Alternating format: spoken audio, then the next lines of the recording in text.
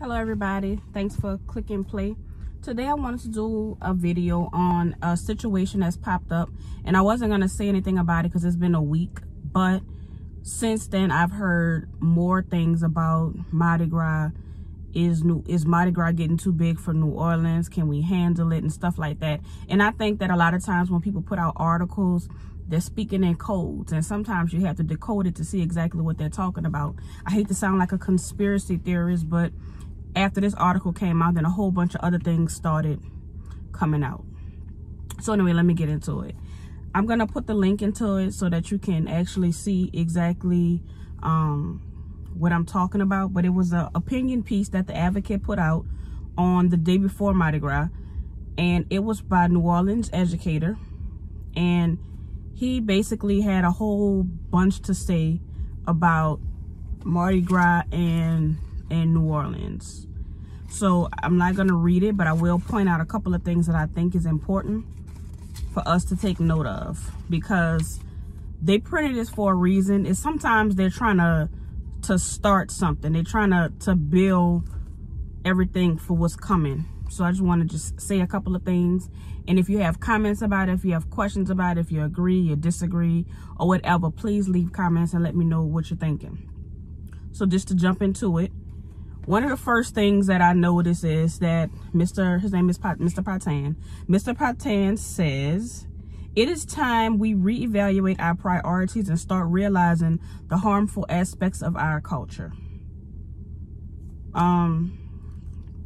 He goes on to say, Mardi Gras is the foundation of both our culture and economy, and I think it might be the main reason why Louisiana ranks near last in almost every measurement among the 50 states. Okay, so something important to say about this gentleman is that he is a New Orleans educator.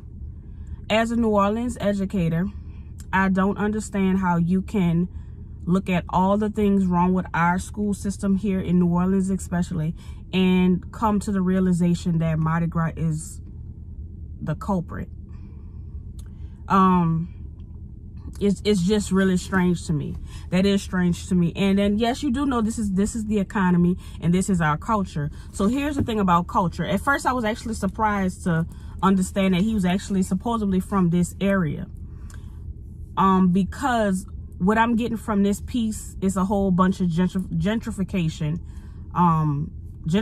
talk in this story. Because he's talking about our culture, but yet you're trying to put an end to this culture.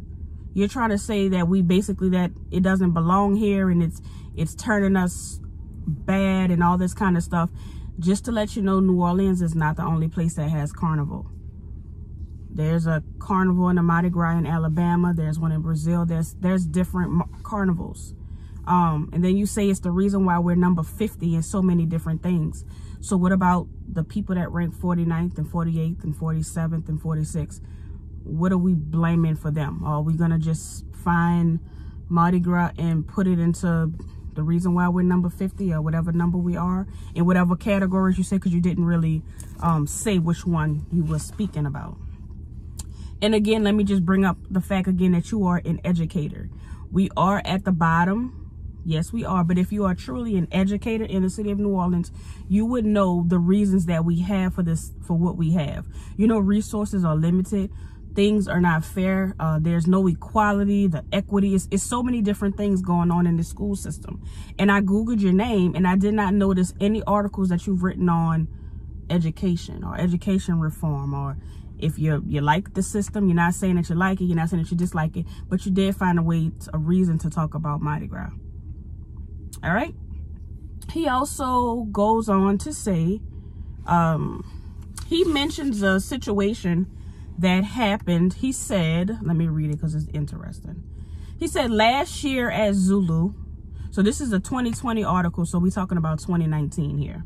He says, last year at Zulu, I saw a man flash a gun that was clearly being carried illegally in his waistband while a police officer danced in the street 25 feet away.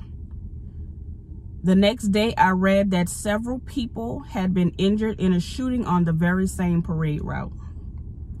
I couldn't help but wonder if another cop who was letting the good times roll could have prevented the incident by simply doing his job and staying alert. Now, I'm not sure what incident he's describing here, but I actually I actually went on to Google because I did not remember any shootings that happened. I could be wrong, so if you do remember a shooting that happened in 2019, or you can find a shooting that happened in 2019, drop it in the comments. But he says that there was a shooting, and this could have been this person. I don't know. So like I said, I decided to Google it. I Googled Mardi Gras Day shooting 2019. I didn't come up with anything on a parade route, especially Zulu parade route. I did, however, come up with, let's see, Mardi Gras shooting. I found one for 2018 where there were several shootings, 3 of them. 2 were in the French Quarter and 1 was actually in the Lower 9th Ward.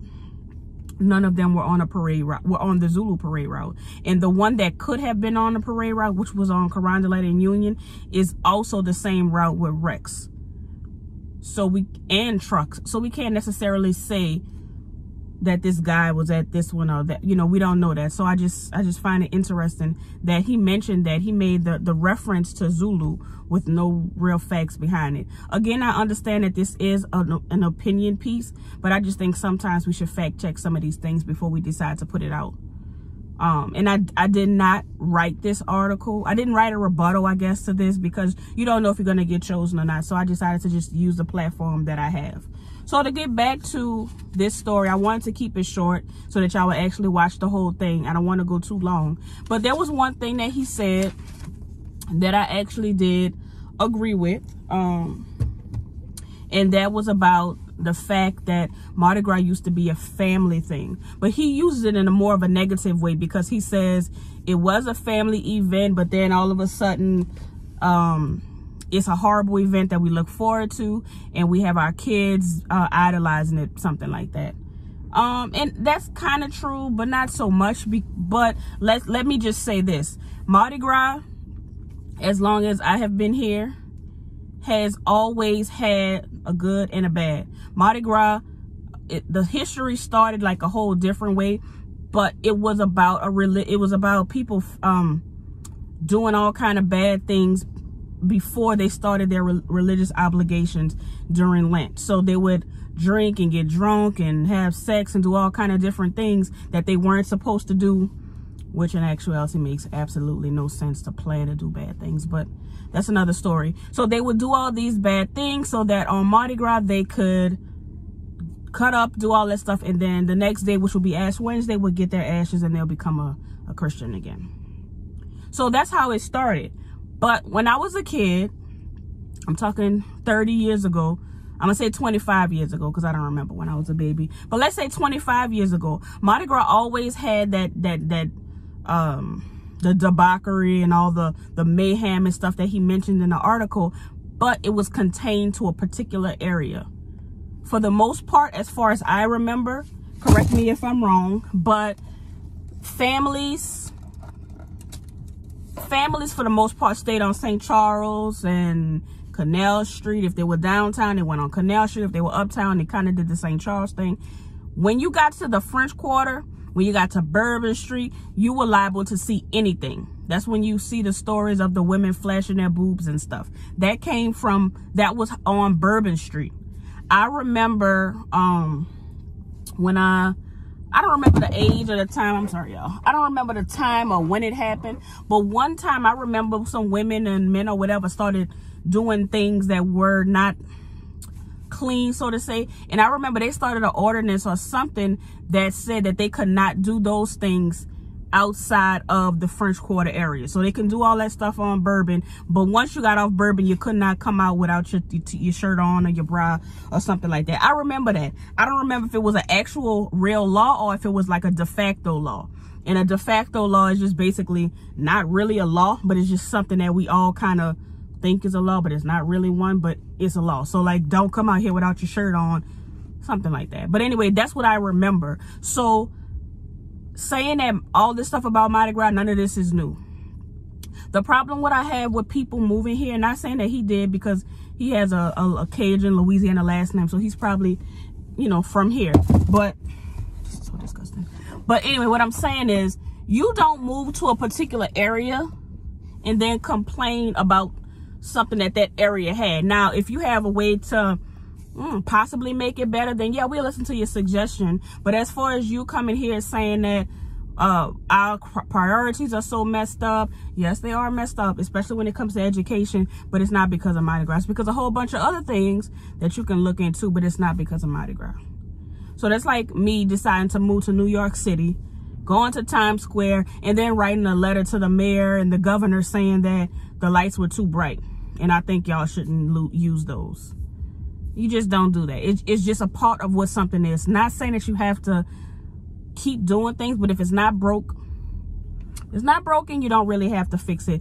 The only thing that I agree with in his story was, of course, the family part. I do wish that Mardi Gras can go back to a family oriented event, and y'all could keep all that other stuff for the French Quarters. But I would like to see families back on St. Charles having fun, not doing, I don't want to see those fights and that shooting and stuff like that. It's possible if we go back to respecting families. Now, I don't know if the family values have diminished so drastically that it'll be almost impossible, but I think it's something that we could work toward. You can't really necessarily legislate stuff like that because it's just morals for the most part. You know, you don't come out with certain kind of outfits. You don't curse, and I mean cursing, but too much cursing is not really good in front of kids. We just don't respect families the way that we used to do when I was younger. My family, my cousins, our best time was always Mardi Gras because we were together. We had so much fun. I don't remember if we caught anything or not, but we had fun just going out there. We were on St. Charles and we were on Jackson for Zulu. So we would go out there, we would have our fun, we would cook our food. Somebody would bring the chicken, the hot dog, somebody would bring the bucket because, you know, we had to use the bathroom. So we would have all these things, and then after we finished, when we left the trucks parade around 3, 4 o'clock, probably not even that late, about 3 o'clock, we would go on Parker Street in the 7th Ward, and we will play Mardi Gras for the next couple of hours until it got dark, and past when it was dark. We would stay on the porch and we'd be throwing stuff off the porch playing Mardi Gras. So it was always a family thing. But as, you know, time went on, people started changing. They used to dress up for carnival. They would wear different suits. I remember I used to have to wear costumes, and at one point it stopped because I was like, I feel like the only fool out here with this clown costume on, and everybody else dressed all fresh and stuff. But I am happy to see that people are starting to wear the Mardi Gras things again, because it makes it feel like it's a holiday and not just a huge fashion show. I really like that we're doing that again. I just wish that we take it to the next level and go to the old New Orleans. You know, so to the person that wrote that article, I just think that you're completely off. This city does have some issues with prioritization. I don't believe that Mardi Gras is one of those. We have a lot of issues that we could talk about, and we can go on for days discussing that, but I don't think Mardi Gras is one of those things. We are a city that is based on tourism. We're based on our port tourism. That's how we make our money, and I just don't think that would be a good idea to try to create what you're trying to create and having folks think that we don't need or we can't handle Mardi Gras. The things that happened with the flow stores were isolated accidents. We hadn't had that many in years. Like I said in the other video, we handle crowds pretty well, and I honestly don't think there's another city that can handle it like we do. So I want to close out by saying this is going to be for people that remember New Orleans and the old New Orleans. I mean the pre-Katrina New Orleans. And some people, they kind of look down on you when you say pre-Katrina New Orleans because they think about the negative aspects, but I'm thinking about the positive aspects of how we were before the storm. And I was cleaning up and I found this. It says New Orleans proud to call it home. And on the back of it, this actually came from the YLC. This is 1994. I don't know if y'all can see the date. This came out in 1994. But this was the New Orleans that we were proud of. We loved this New Orleans. Even though we had a high crime rate and all that stuff, despite all that, we were doing much better. We were doing much better. I would have people to argue me on that, but we could start another video when we could go live and go back and forth all day on that. But this is the New Orleans I want to see us go back to. I want to be proud again to call this our New Orleans. Well, he keeps saying our culture, our culture. This is our culture.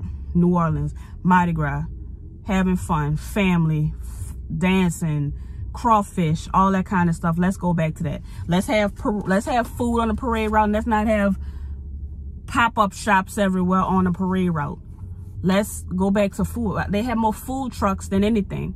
I want families to kind of do that stuff again. I mean, that's just a little dream, a little utopia, I guess. But again, I want to say thank y'all for watching. To Mr. Patan, I'm sorry you feel that way about Mardi Gras. And I guess if you continue to feel that way, just continue to do what you did this year and you boycott Mardi Gras. But me, myself, I'm not. Y'all have a good day. Thanks for watching.